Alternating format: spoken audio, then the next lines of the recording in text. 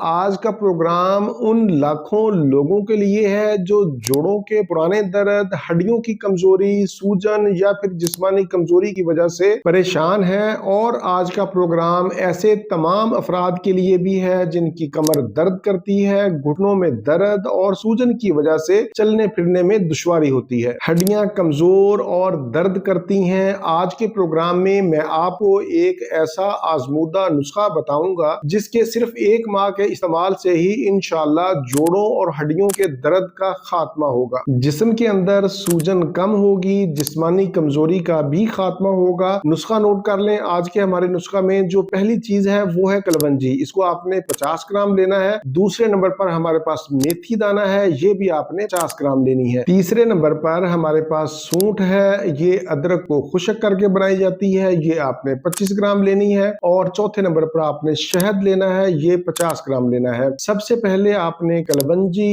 میتھی دانہ اور سونٹ کو ہلکا سا ڈرائی روسٹ کر لینا ہے تاکہ ان کے اندر نمی وغیرہ ختم ہو جائے۔ اگر نہ بھی روسٹ کریں تو پھر بھی ٹھیک ہے۔ ڈرائی روسٹ کرنے کے بعد جب یہ ٹھنڈی ہو جائیں تو پھر ان کا پاؤڈر بنا لیں، ان کو گرائنڈ کر لیں، اور گرائنڈ کرنے کے بعد اس کے اندر شہد شامل کر کے اس کا پیسٹ بنا لیں۔ یہ ایک معجون کی شکل اختیار کر لے گا۔ اس کو استعمال کا طریقہ یہ ہے کہ آدھا چمچ چائے والا صبح نہار منہ نیم گرم پانی یا دودھ کے ساتھ استعمال کر سکتے ہیں۔ اسی طرح رات کو سونے سے پہلے آدھا چمچ چائے والا نیم گرم پانی یا دودھ کے ساتھ استعمال کریں، یعنی اس کو آپ نے دن میں 2 مرتبہ استعمال کرنا ہے، آدھا چمچ چائے والا۔ اس کے ساتھ ساتھ آلو، چاول، بھنڈی اور فرائی چیزوں کا پرہیز کریں۔ حاملہ خواتین اور دودھ پلانے والی مائیں اس نسخہ کو استعمال نہ کریں۔ کم از کم اس نسخہ کو 1 ماہ ضرور استعمال کریں۔ آپ اس کو مسلسل 3 ماہ تک بھی استعمال کر سکتے ہیں۔ اگر 3 ماہ کے بعد مزید استعمال کرنا ہو تو پھر درمیان میں 10 سے 15 دن کا وقفہ کریں اور دوبارہ سے شروع کر لیں۔ مجموعی طور پر اس نسخہ کے فوائد میں آپ کو بتاتا چلوں کہ اس سے آپ کی ہڈیاں،